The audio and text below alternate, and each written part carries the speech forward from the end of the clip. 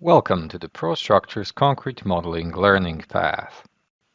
In this video you will learn how to use the miter tool. The miter tool works only with concrete columns and beams. Open the level display first and make the miter cut level active.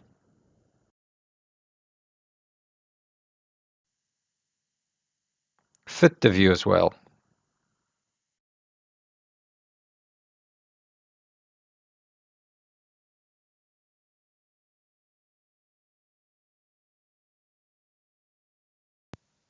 Go to the Home tab, Edit Concrete Elements and Modify.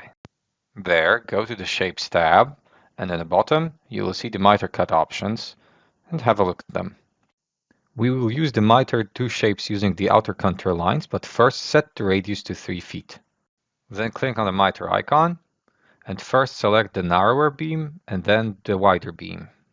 You can see that the outer edges line up properly even though the widths of elements are different. You have now learned how to use the miter tool.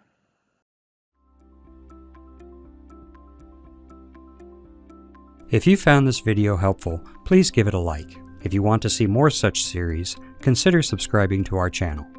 Thank you, and see you next time.